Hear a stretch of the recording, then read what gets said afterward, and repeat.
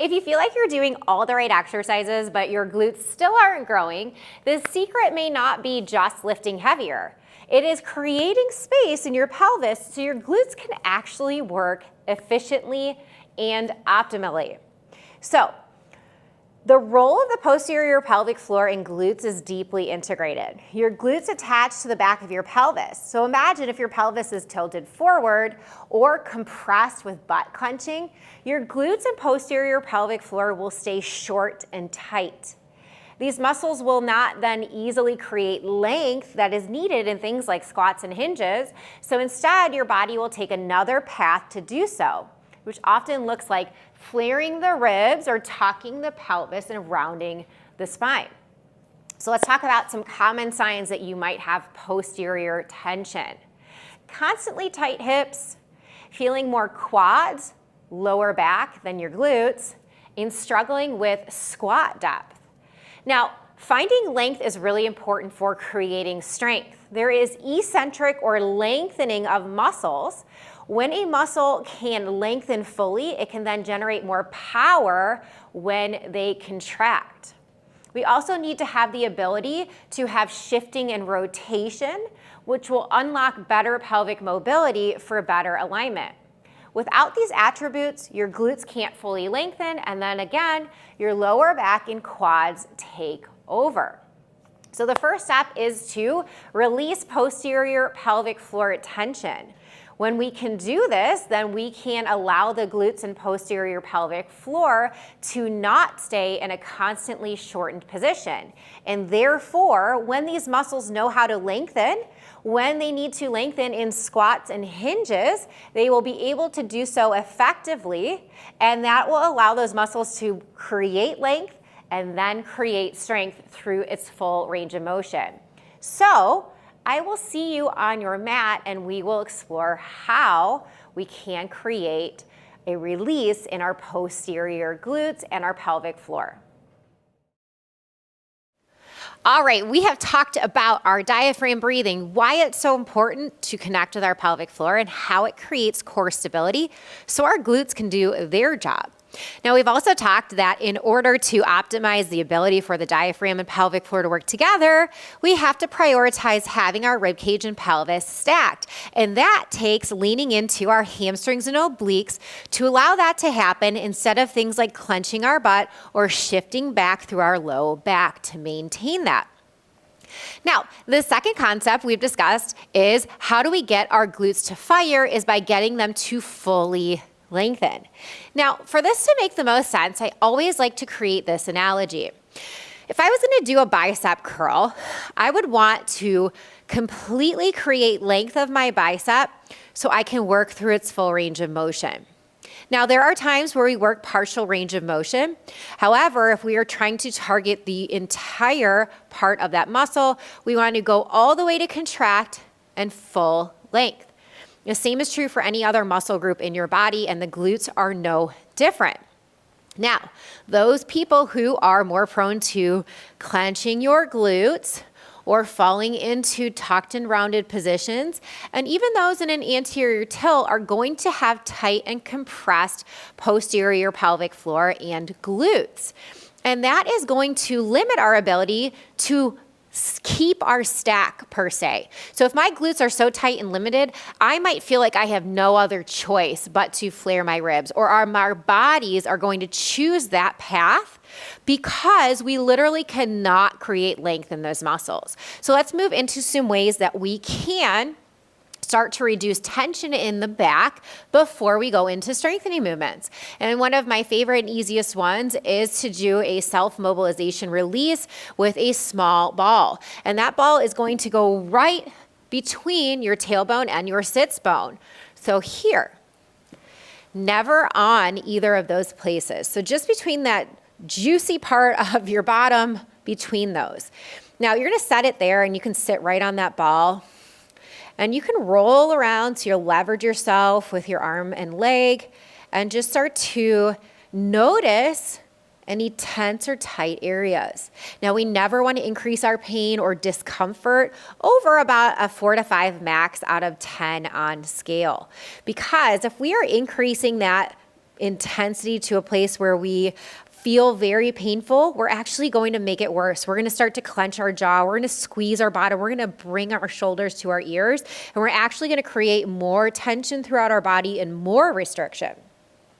So move around. I always like to say that you can just start to listen to your body in these moments. Maybe gently moving back and forth is what feels good for you. Maybe pausing in one area and seeing if you can just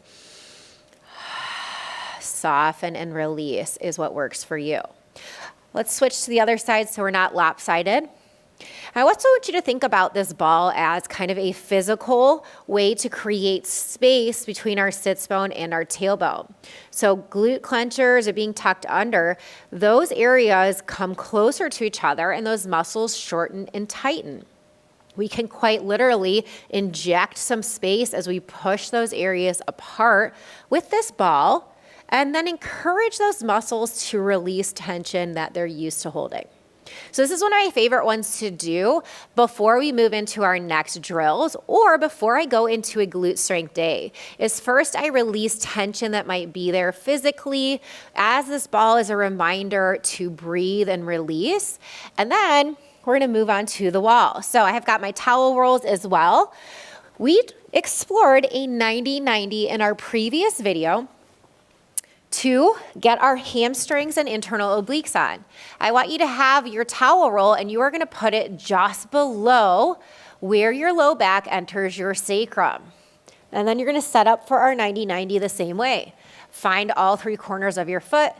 Start to drag through the heels. Find your hamstring. And then squeeze. Now you're going to breathe here.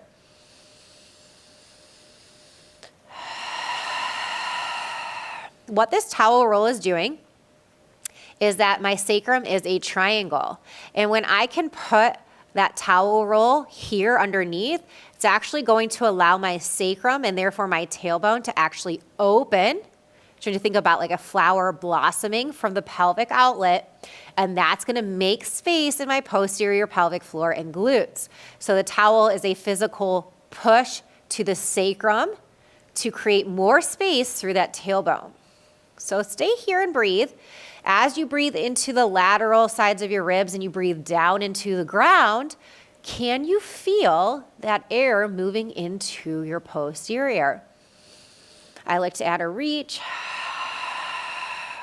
Hamstrings, inner thighs are on.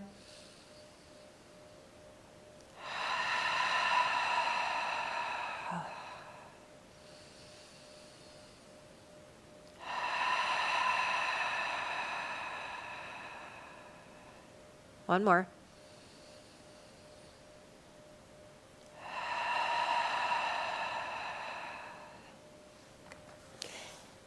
So, releasing tension, starting to open and send more breath, creating that pelvis to come back in a position where we can have glute length. And I'm going to show you one more of my favorites, and this is going to require your yoga block. You're going to take that yoga block and you're come on to hands and knees and you are going to put it underneath your knee. So I want you to think wrists under shoulders, knees under hips. So I'm going to set up and I'm going to drop my opposite hip. Now as I do so, I'm not going to let my body shift over to that opposite side. I want to push myself back up and over on my block so that I effectively create a shift of my hips back in space. This is going to open the posterior capsule and that back of the pelvic floor and glutes.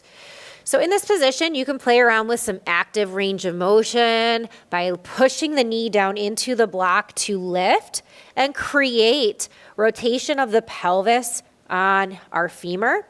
And then I'd like you to stay and breathe. So press the floor away, collarbone is long, sternum stays lifted. Breathe into the back, breathe into the ribs. Can you feel your glute length? Inhale again. Exhale. One more.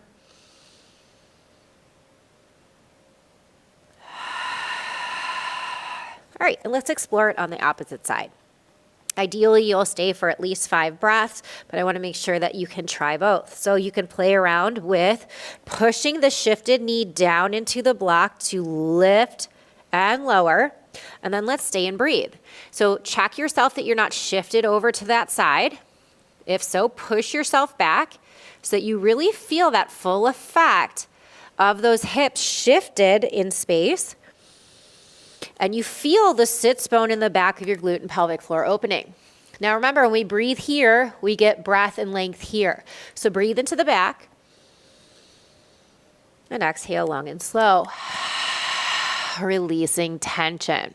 One more.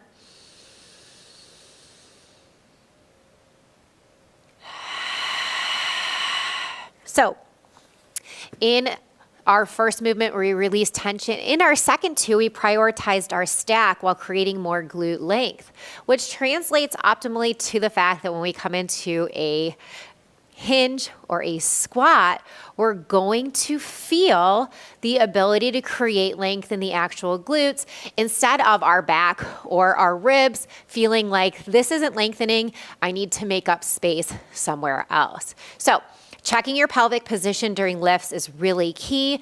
Paying attention to your rib and pelvis orientation during lifts is very key. Try these releases and connecting your breath to glute length before you get into your glute exercises and see if you feel a difference.